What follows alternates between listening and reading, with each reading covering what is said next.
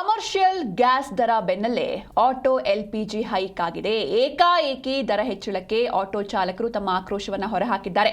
ಒಂದೇ ದಿನ 6 ರೂಪಾಯಿ ಹೆಚ್ಚಳ ಆಗಿದೆ. ಇದಕ್ಕೆ ಆಟೋ ಚಾಲಕರು ತಮ್ಮ ಬೇಸರವನ್ನು ಹೊರಹಾಕಿದ್ದಾರೆ. ಒಂದು ಕಡೆ ಕಮರ್ಷಿಯಲ್ ಗ್ಯಾಸ್ ದರ ಏರಿಕೆ ಆಯಿತು, ಇದರ ಬೆನ್ನಲ್ಲೇ ಇದೀಗ ಆಟೋ ಎಲ್ಪಿಜಿ ರೇಟ್ ಕೂಡ ಹೈಕ್ ಆಗಿದೆ. ಏಕಾಏಕಿ ಈ ರೀತಿ ಅದು ಕೂಡ 6 ರೂಪಾಯಿ ಒಂದೇ ದಿನಕ್ಕೆ ಹೆಚ್ಚಳ ಆಗಿರೋದ್ರಿಂದ ಆಟೋ ಚಾಲಕರು ತಮ್ಮ ಆಕ್ರೋಶವನ್ನು ಹೊರಹಾಕಿದ್ದಾರೆ.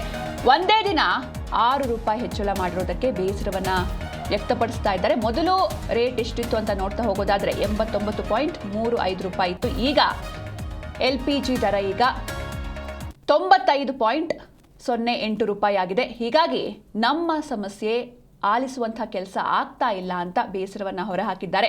ಓಟ್ ಹಾಕಬೇಕಾದ್ರೆ ನಾವು ಬೇಕು, ಆದ್ರೆ ಈಗ ನಾವು ಬೇಡವಾ ಅಂತ ಪ್ರಶ್ನೆಯನ್ನ ಮಾಡಿದ್ದಾರೆ. ಒಂದೇ ದಿನ 6 ರೂಪಾಯಿ ಏರಿಸಿದ್ರೆ ಜೀವನ ಹೆಂಗೆ ನಾವು ನಡೆಸೋದು ಅಂತ ಪ್ರಶ್ನೆಯನ್ನು ಕೂಡ ಮುಂದಿಟ್ಟಿದ್ದಾರೆ. ಹಾಗೆ ಒಂದೊಂದು ಬಂಕ್ನಲ್ಲಿ ಒಂದೊಂದು ದರ ಇದೆ ಅಂತ ಕಿಡಿಕಾರ್ತಿದ್ದಾರೆ. ಅಂದ್ರೆ ಓಕೆ, ಪ್ರೈಸ್ ಏನೋ ಹೈಕ್ ಮಾಡಿದ್ರೆ ಓಕೆ, ಬಟ್ ಎಲ್ಲ ಬಂಕ್ಗಳಲ್ಲೂ ಸೇಮ್ ಪ್ರೈಸ್ ಇಲ್ಲ.